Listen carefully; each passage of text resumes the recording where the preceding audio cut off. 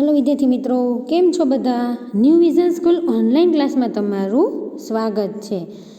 तो आज आपणे धोरण 4 इंग्लिश एमां चालू हतुं यूनिट 4 अवर हेल्पर्स।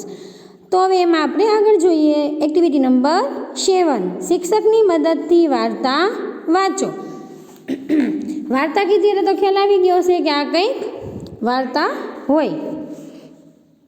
चलो तो आपणे चित्रमां शुं देखाय छे કે એક શિયાળ છે અને બીજું બગલો દેખાય છે ને બધાને, બગલો અથવા તો સારસ। ચલો જોઈએ। તો પેલું શું કહે છે કે mister Fox invite miss Crane for supper one day. Mister Fox એટલે કે શ્રી શિયાળ, ઇન્વાઇટ્સ એટલે કે આમંત્રણ આપવું, મિસ ક્રેન, ક્રેન એટલે કે સારસ અથવા તો બગલો કે બગલાને આમંત્રણ આપે છે શેનું? For supper one day. Supper એટલે કે વાડું, વન ડે એટલે એક દિવસ, કે એક દિવસ શ્રી શિયાળ છે એ કુમારી સારસને વારું માટે આમંત્રણ આપે છે। શું કહે છે? Please come to my house today for supper. Please એટલે કે મહેરબાની કરીને, કમ એટલે કે આવજે, ટુ માય હાઉસ એટલે કે મારા ઘરે, ટુડે એટલે કે આજે, ફોર એટલે કે માટે, સપર એટલે કે વારું, કે મહેરબાની કરીને આજે મારા ઘરે વારું કરવા આવજે। તો બગલો શું કહે છે કે ઓ શ્યોર, થેન્ક યુ। શ્યોર એટલે કે ચોક્કસ, થેન્ક યુ એટલે કે તમારો આભાર, કે ઓ ચોક્કસ એમ કે તમારો આભાર। શેના માટે? તો કે શું કહે છે કે આજે તમારે સાંજે મારા ઘરે વારું કરવા માટે આવવાનું છે। એટલે બગલો શું કહે છે કે હા સારું, ચોક્કસ હું આવીશ। હવે બીજામાં શું છે? Miss Crane goes to mister Fox house. Miss Crane એટલે કે કુમારી સારસ, ગોઝ એટલે કે જવું, મિસ્ટર ફોક્સ હાઉસ એટલે કે શ્રી શિયાળના ઘરે, કે બીજામાં શું છે તો કે કુમારી સારસ છે શ્રી શિયાળના ઘરે જાય છે। ચલો હવે ત્યાં બે શું વાતો કરે છે? તો બગલો શું કહે છે કે yes it smells good and I am hungry too. કે હા સુગંધ તો બહુ જ સરસ છે એમ, એન્ડ આઈ એમ હંગ્રી એટલે કે મને ભૂખ લાગી છે, હંગ્રી એટલે કે ભૂખ, કે મને ભૂખ લાગી છે। શું કહે છે કે હા સુગંધ તો સરસ છે, મને ભૂખ લાગી છે। તો શિયાળ શું કહે છે? Please come in mister Crane the supper is ready. Please એટલે કે મહેરબાની કરીને, કમ એટલે કે આવ, ઇન એટલે કે અંદર, કે મહેરબાની કરીને અંદર આવ, કુમારી સારસ ધ સપર ઇઝ રેડી, કે વારું છે એ તૈયાર છે। સપર એટલે કે વારું, કે વારું છે એ તૈયાર છે।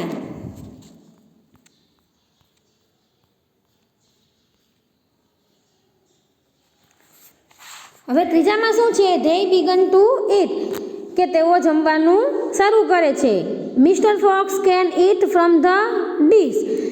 મિસ્ટર ફોક્સ એટલે કે કુમાર શિયાળ, કેન ઇટ એટલે કે ખાઈ શકે છે, ફ્રોમ એટલે કે માંથી, ધ ડીશ એટલે કે ડીશ, કે શ્રી શિયાળ છે એ તો થાળીમાંથી જમી શકે છે। બટ એટલે કે પરંતુ, miss Crane can not eat from the dish, કે કુમારી સારસ છે એ ડીશમાંથી જમી શકતી નથી। કેન નોટ એટલે કે કરી શકતી નથી, ઈટ એટલે કે જમવાનું, કે જમવાનું જમી શકતી નથી। શેમાંથી? તો કે ડીશમાંથી। તો નીચે આપણને દેખાય છે કે બે ડીશ છે, તો જે શિયાળ છે એ તો ડીશમાંથી જમે છે, પણ જે સારસ છે એ જમી શકતું નથી। ચલો જોઈએ ભાઈ શું વાતો કરે છે। તો સારસ શું બોલે છે? I can't it from a dish, કે હું થાળીમાંથી ખાઈ શકતી નથી, ફ્રોમ એટલે કે માંથી, અ ડીશ એટલે કે ડીશ, કે ડીશમાંથી, ઈટ એટલે કે ખાવું, આઈ કેન નોટ શકતી નથી, કે હું થાળીમાંથી ખાઈ શકતી નથી। તો શિયાળ શું કહે છે કે ઓ, કે અરે ઇટ્સ ડિલિશિયસ, ડિલિશિયસ એટલે કે સ્વાદિષ્ટ, કે તે સ્વાદિષ્ટ છે। ઓલી જમી નથી શકતી એટલે શું કહે છે કે હું તો થાળીમાંથી ખાઈ નથી શકતી એમ, સારસ એવું કહે છે। તો શિયાળ શું કહે છે કે આ તો ખરેખર સ્વાદિષ્ટ છે એમ। હવે ચોથામાં શું છે કે the next day miss Crane invites mister Fox for supper.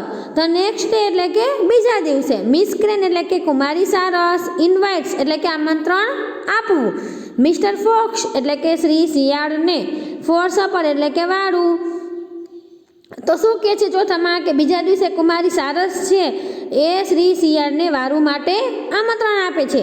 ચલો જોઈએ એ ભાઈ શું વાતો કરે છે.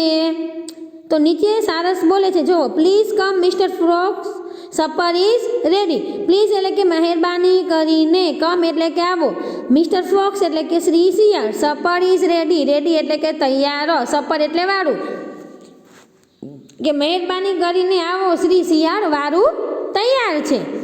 જો તમને ચિત્રમાં દેખાય છે કે સારસ છે એ શિયાળને બોલાવે છે.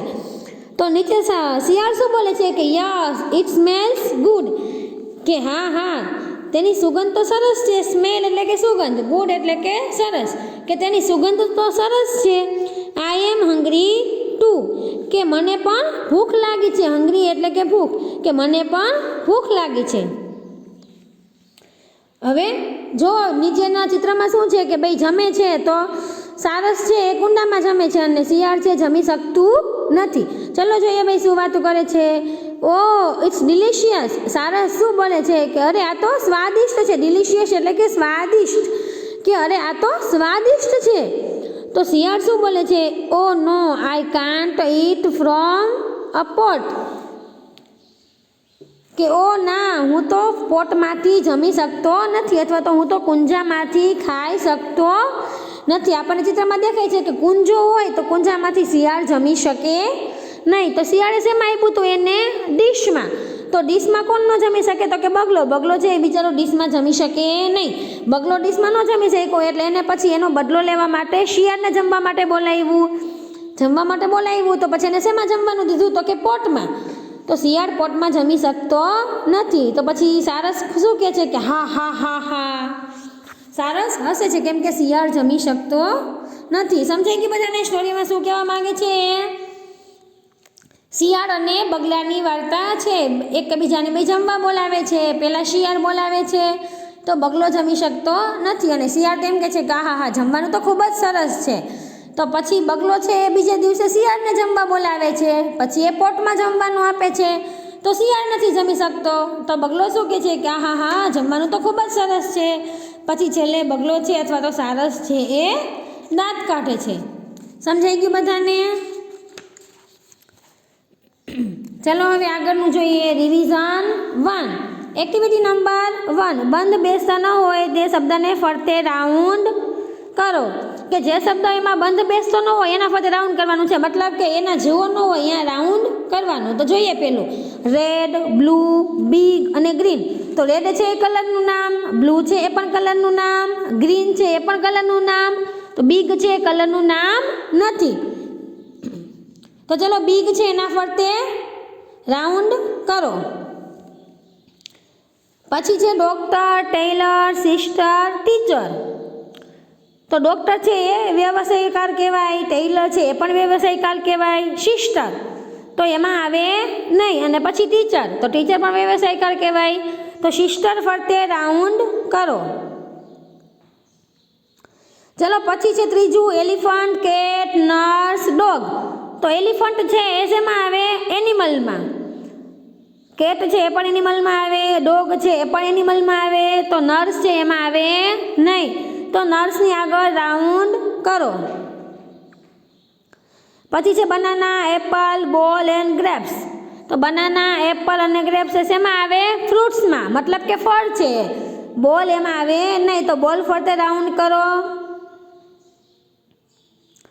ચલો પછી છે small, big, brown and tall. તો સ્મોલ એટલે કે નાનું, બિગ એટલે કે મોટું, ટોલ એટલે કે ઊંચું. તો બ્રાઉન છે એ કલરનું નામ છે તો એમાં નહીં આવે, તો બ્રાઉન ફરતે રાઉન્ડ કરો. ચલો પછી શું છે? તો કે round, square, yellow and triangle. તો શેપના નામ છે, મતલબ કે આકારના નામ છે. રાઉન્ડ, સ્ક્વેર અને ટ્રાયેંગલ. તો યલો છે કલરનું નામ છે તો યલો ઉપર રાઉન્ડ કરો. ચલો એક્ટિવિટી નંબર 2. પતંગનું ચિત્ર દોરો. તમને જે બોક્સ દેખાય છે ત્યાં તમારે પતંગનું ચિત્ર દોરવાનું છે. હવે બાજુમાં શું છે? ફુગામાં શું લખેલું છે? તો કે small, red, big, long, square, blue and white. ચલો નીચે જોઈએ. નીચે આપેલી ખાલી જગ્યામાં તમે દોરેલ પતંગની સાઇઝ, કલર અને શેપ ઉપર ફુગામાં આપેલા શબ્દોમાંથી યોગ્ય શબ્દની પસંદગી કરીને લખો. કે સાઇઝ એટલે કે તે કેવડું છે, નાનું છે, મોટી છે પતંગ, એનો કલર કેવો તમે રાખ્યો છે અને એનો આકાર કેવો છે, ઉપર ફુગામાં છે એમાંથી નીચે લખવાનું છે. ચલો જોઈએ. ધીસ ઇઝ માય કાઇટ, કે આ મારી પતંગ છે. ધીસ ઇઝ માય કાઇટ, આ મારી પતંગ છે. ઇટ ઇઝ અ, કે તે કેવી છે, તો કે મોટી દોરી હોય તો બિગ લખવાનું, નાની દોરી હોય તો સ્મોલ લખવાનું. ચલો લખો બિગ અથવા તો સ્મોલ, કે it is a big kite.